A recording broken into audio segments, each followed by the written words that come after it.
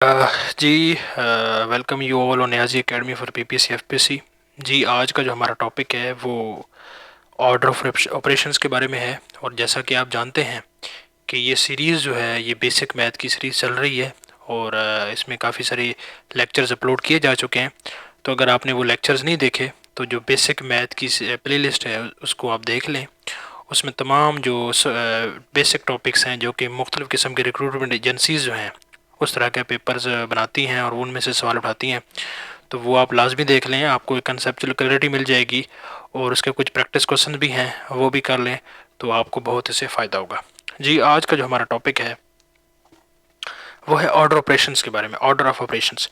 तो हम अक्सर औकात इस तरह के क्वेश्चंस देखते हैं, हम देखते हैं कि हमारे सामने एक न्यूमेरिकल एक्सप्रेशन आ जाता है, ठीक है, और हमने उसको सॉल्व करना होता है। इसके अंदर बहुत सारे ऑपरेशंस इस्तेमाल किए होते हैं और हमने करना होता है कि कैसे वो सॉल्व होगा। फॉर एग्जांपल, अगर हम देखें सिंपलेस्ट वे में, हमारे पास एक न्यूमेरिक एक्सप्रेशन आ जाता है ये 5+3, जैसा कि क्वाइट ऑब्वियस है, हम इसको कर देते हैं ऐड और हमारा आंसर आ जाता है।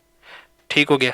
अब कभी कभार ऐसे होता है कि ये ऑपरेशन है और ये नंबर है, इस वजह से न्यूमेरिक ऑपरेशन है ये। ठीक हो गया, न्यूमेरिक एक्सप्रेशन है। बाज़ औक़ात ऐसा होता है कि वन मोर देन वन आपके पास जो ऑपरेशंस इस्तेमाल हुए होते हैं, तो फिर कैसे इसको करना है। ऑपरेशन का मतलब क्या है? Plus, minus, divide, multiplication, power यानी एक्सपोनेंट, रूट्स, स्क्वायर रूट, दूसरे रूट सारे, ये तमाम ये ऑपरेशंस हैं और ये नंबर हैं। ठीक है, जब ये आपस में मल्टीपल ऑपरेशंस हम इस्तेमाल कर रहे होते हैं और मल्टीपल नंबर्स होते हैं तो ये कन्फ्यूजन सी बन जाती है। ठीक है, और उसको कैसे करना है, किस नंबर को, किस ऑपरेशन को हमने प्रेसिडेंस देनी है, उसको पहले करना है, तो उसके लिए कुछ रूल्स हैं वो देखते हैं। फॉर एग्जाम्पल, मैं आपके सामने एक क्वेश्चन रखता हूँ, मैं आपके सामने क्वेश्चन रखता हूँ 5+3 डिवाइड 9 माइनस 6 मल्टीप्लाई बाय 2 और पावर 6-6।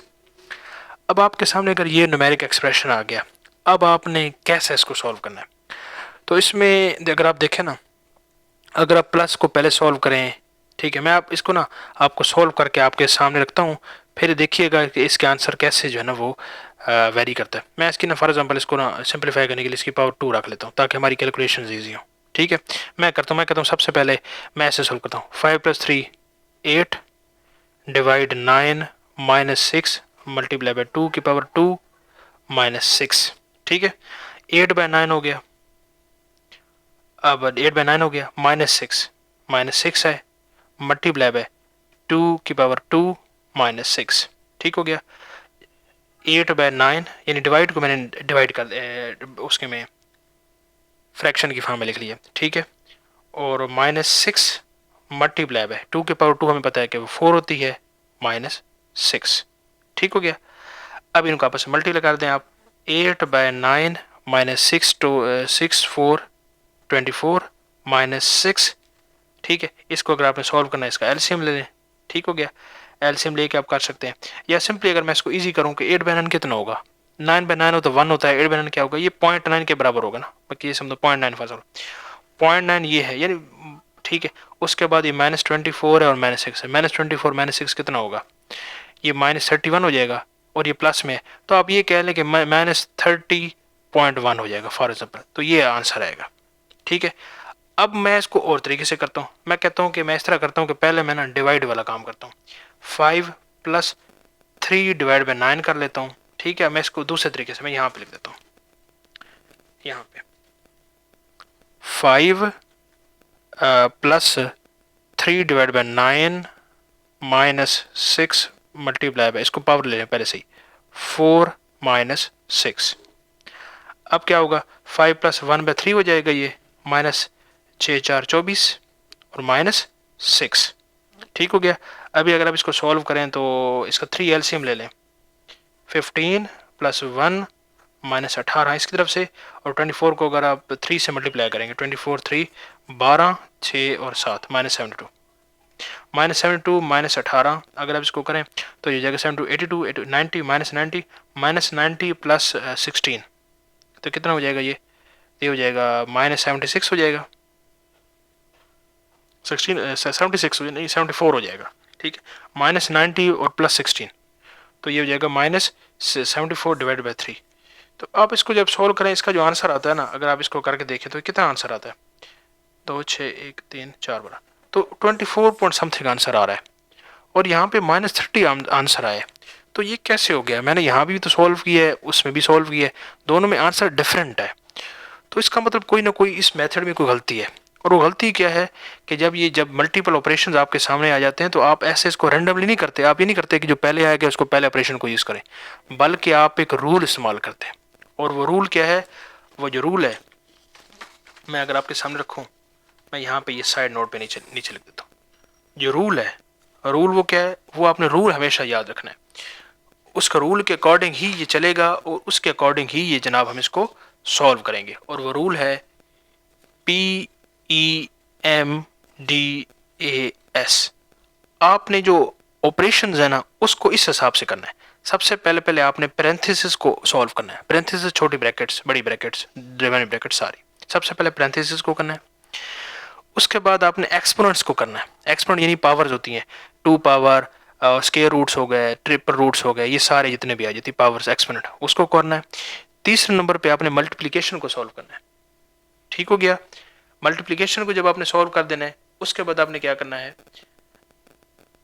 फिर डिवीजन को आपने लेना है। ठीक हो गया? फिर डिवीजन को आपने प्रेफरेंस देनी है। जब डिवीजन को कर लेना है, फिर आपने एडिशन को प्रेफरेंस देनी है। जब एडिशन को प्रेफरेंस हो जाएगी, उसके बाद सब्ट्रैक्शन को। तो इस प्रेफरेंस के हवाले से आप क्वेश्चंस को सॉल्व करेंगे, और फिर ही आप उसका आंसर निकालने में कामयाब होंगे। इस प्रेफरेंस को आपने हमेशा याद रखना है। ठीक है? आप ये, इसका ट्रिक क्या है? पिमदास, आपने मूवी तो देखी होगी देवदास, तो वो देवदास है, ये क्या है? पिमदास है। मैथ में वो पिमदास है, पिमदास है, देवदास है, पिमदास देवदास, याद हो जाएगा। ठीक है? अब हमारे सामने ये क्वेश्चन आया है, हम इसको इस मेथड के जरिए सॉल्व करते हैं, और इसका देखते हैं इसका आंसर क्या आता है। ठीक है? हमारे सामने ये क्वेश्चन आ गया। जब आपके सामने इस तरह का क्वेश्चन आ जाए, जिसमें देखें प्लस का भी ऑपरेशन है, मल्टीप्लिकेशन का भी है, डिवीजन का भी है, सब्ट्रैक्शन का भी है, यानी मल्टीपल ऑपरेशंस आपके सामने आ जाए, तो फिर आपने क्या करना है? आपने सबसे पहले आप उसके नीचे लिखना है कि जनाब इसको कौन करेगा? इसको देवदास हल करेगा। देवदास नहीं करेगा, तो असल में मैथ का कौन है? पेमडास करेगा। पेमडास करना है। पेमडास के लिए सबसे पहले आपने क्या करना है? वो कहता है कि सबसे पहले पैरेंथेसिस को सॉल्व करो। आपने देखना है कि उस आपके जो अलजेब्रिक एक्सप्रेशन है, ये न्यूमेरिक एक्सप्रेशन, अलजेब्रिक तो नहीं है, अलजेब्रिक में एक्स वाई जी इन्वॉल्व होता है, तो ये न्यूमेरिक एक्सप्रेशन, इसमें क्या पैरेंथेसिस हैं? तो हाँ हैं, बिल्कुल ये पैरेंथेसिस है ना, ये ब्रैकेट्स। आप सबसे पहले इसको सॉल्व करें। आप लिखेंगे 3 + 6 multiply by 5 + 4 9 divide 3 - 7। Parenthesis solve हो गया, प्रिंसिपल पैरेंथेसिस का रिजल्ट आ गया। उसके बाद देखें एक्सपोनेंट्स को सॉल्व करें। क्या इस एक्सप्रेशन में कोई एक्सपोनेंट है? तो वो नहीं है।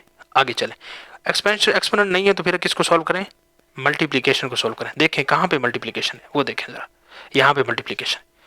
3 + 6 मल्टीप्लाई बाय 9, 9 6 कितना होता है? 54, 54। ठीक हो गया? उसके बाद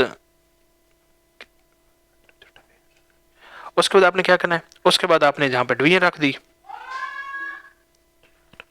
उसके बाद आपने क्या कर दी? -7 कर दिया। ठीक है?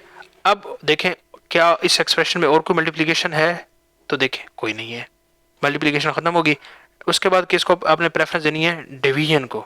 डिवीजन क्या है? हाँ जी है, बिल्कुल है, 3 + 54/3। तो अगर आप इसको डिवाइड करें तो कितना आंसर आता है? 3 1 2 और 3 8 24। ठीक हो गया? -7। अब देखें क्या पैरेंथेसिस है? नहीं है। एक्सपोनेंट्स है? नहीं है। मल्टीप्लिकेशन है? नहीं है। डिवीजन है? नहीं है। फिर किसको देखनी है? Operation addition. एडिशन है? हाँ है। 18 + 3 कितना होता है? 21 -7। फिर ये तो बच भी वही गया, फिर एंड पे सब्ट्रैक्शन को आपने प्रेफरेंस देनी। तो अगर आप इसको माइनस करेंगे तो आंसर इसका क्या आ जाएगा? 14। तो ये इसका जनाब आंसर है। आप बात समझिए? तो इस प्रेफरेंस को, इसको जहन में रख के आपने क्वेश्चन को सॉल्व करना है और इस पर काम करना है। अगर मैं ऐसे करता, मैं पैरेंथेसिस का ख्याल ना रखता, तो मेरा आंसर डिफरेंट होता। मैं आपके सामने करके देख लेता हूँ। ठीक है? मैं इसको अपने, ये एक जो मेथड है, अब मैं इसको कहता हूँ कि जो पहले आया है, जो हमारी होती है अप्रोच होती है, जो पहले आया है उसको पहले करें। 3 + 6 6 + 3 + 6 9 मल्टीप्लाई बाय 5 + 4 डिवाइड 3 और -7। ज़रा देखते हैं जी। अब इसको मल्टीप्लाई कर लें जी। आप कहेंगे जनाब इसको मल्टीप्लाई कर लेते हैं। 5 और 9, इसको 9 और 5 को 9 5 45 और प्लस 4 तकसीम 3 -7 49 हो गया। 49 डिवाइड 3 हो रहा है, -7 हो रहा है। ठीक है, तो आप अगर इसको कॉल सॉल्व करेंगे तो ये तो अजीब सा आंसर आएगा, तो ये कभी भी आंसर ये नहीं आएगा। इसकी वजह ये कि ये रॉन्ग अप्रोच है।